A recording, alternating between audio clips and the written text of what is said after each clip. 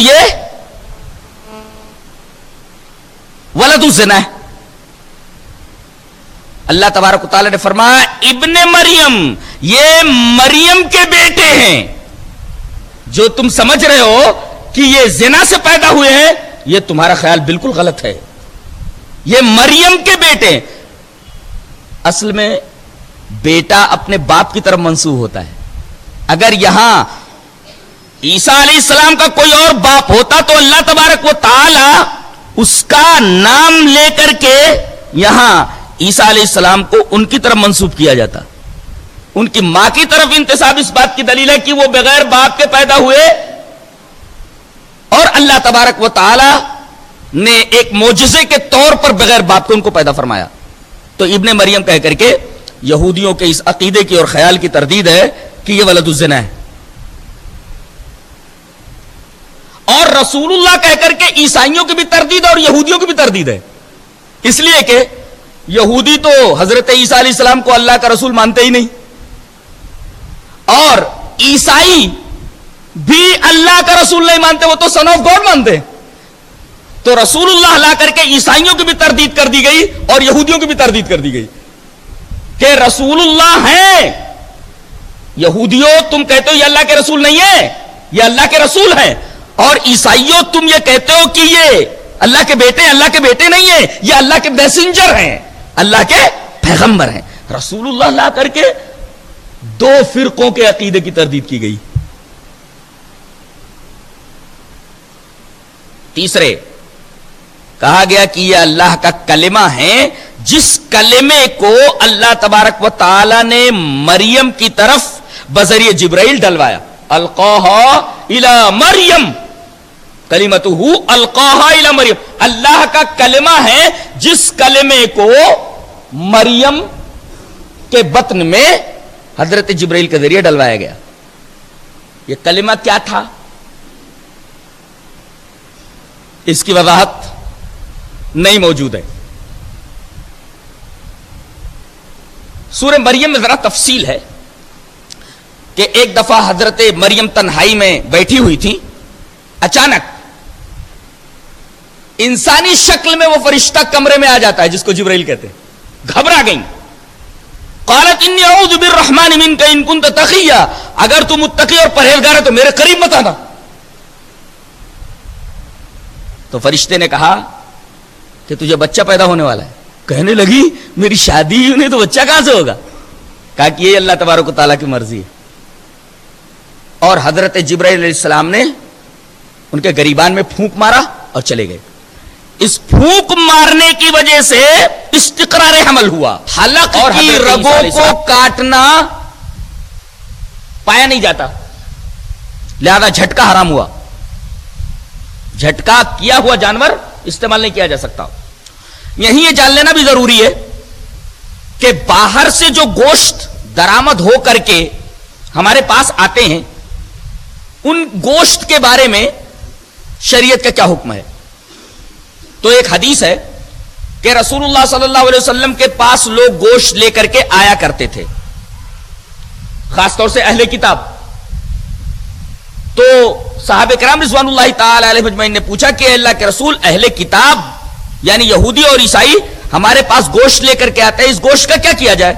کہا کہ سم اللہ علیہ وکلوا، اس پر اللہ کا نام لے کر کے کھا لو، بسم اللہ پڑھ کر کے کھا لو. اس سے یہ پتا چلتا ہے کہ اہل کتاب کا ذبیحہ تو جائز ہے، لیکن یہ معلوم ہو کہ یہ گوشت کمیونسٹ ملکوں سے آ رہا ہے تو یہ بات پختہ ہو جاتی ہے کہ اس پر اللہ کا نام نہیں لیا گیا ہے. اور کسی جانور کے اوپر اللہ کا نام نہ لیا گیا ہو تو اس جانور کا گوشت کھانا حرام ٹھہرتا ہے. اہل کتاب جب ذبح کرتے ہیں تو اس پر اللہ کا نام لیتے ہیں، اس وجہ سے ان کا ذبیحہ استعمال کرنا جائز قرار پایا ہے. لیکن کمیونسٹ جو اللہ کو مانتے ہی نہیں، یا وہ لوگ جو بسم اللہ پڑھ کر کے جانور ذبح نہیں کرتے، ان کا ذبیحہ حرام ہے.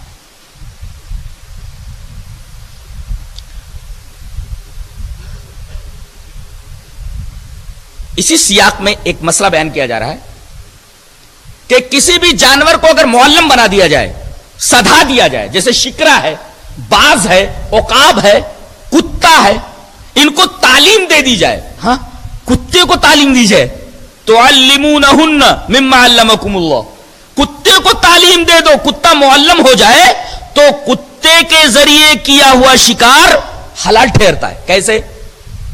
پہلے یہ سمجھ لیں کہ کتا اگر کسی جانور کو، حلال جانور کو پکڑ لے اور مار ڈالے تو اس کا کھانا حرام ہے، لیکن اگر کتے کو معلم بنا دیا جائے، کتے کو علم دے دیا جائے، اس کو ٹرینڈ کر دیا جائے، تو علم کی فضیلت یہ ہے کہ معلم کتا، علم والا کتا اگر کسی جانور کو جسے کھایا جانا جائز ہے، اس کو اگر مار ڈالے تو اس کا گوشت کھانا جائز ہو جاتا ہے، لیکن چند شرائط کے ساتھ۔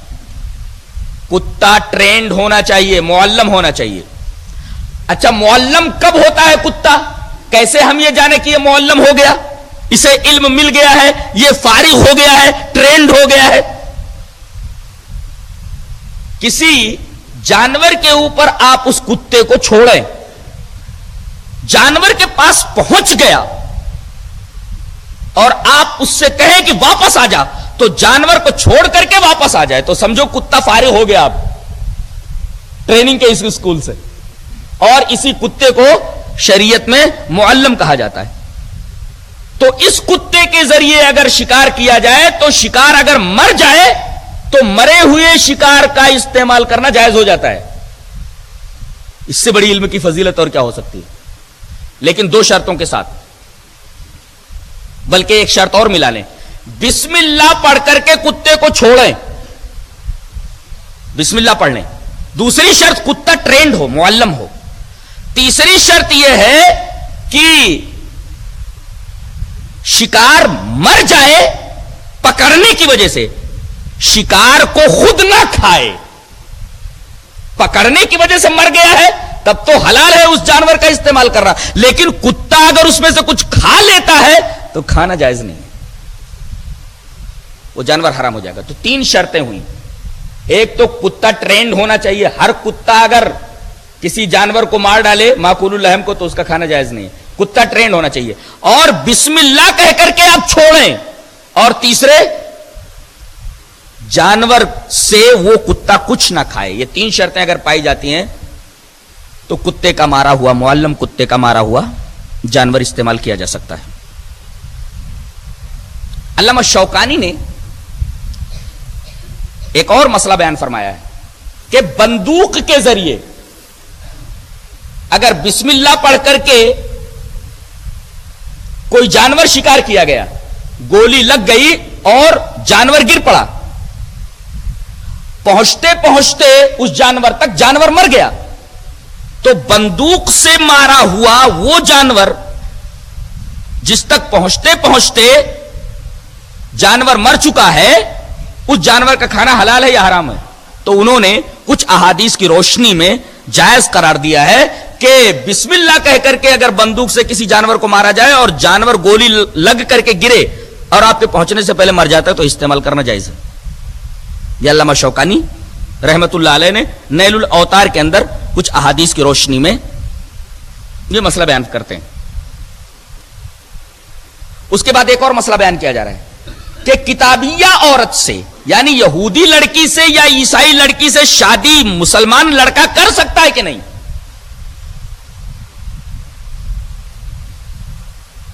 یہاں اس آیت کریمہ کے اندر اس کی اجازت دی گئی، والمحصنات من الذین اوتوا الکتاب من قبلکم، لیکن ایک شرط ہے بنیادی کہ وہ عورت محصنہ ہو، پاک دامن ہو۔ لیکن آپ جانتے ہیں کہ آج مغربی معاشرے کے اندر جو مردوں اور عورتوں کا آزادانہ اختلاط ہے، اس اختلاط کی بنیاد پر کون کہہ سکتا ہے کہ کوئی لڑکی محصنہ رہ جاتی ہو، کوئی لڑکی پاک دامن رہ جاتی ہو؟ تو پاک دامنی شرط ہے یہودی لڑکی کے لیے یا عیسائی لڑکی کے لیے، اور آج کسی بھی یہودی لڑکی اور کسی بھی عیسائی لڑکی کے تعلق سے یہ کہنا کہ یہ پاک دامن ہے ذرا مشکل ہے۔ وثوق سے اگر یہ معلوم بھی ہو جائے کہ لڑکی پاک دامن ہے تو اب ایک شرط اور ضروری ہے، کیا؟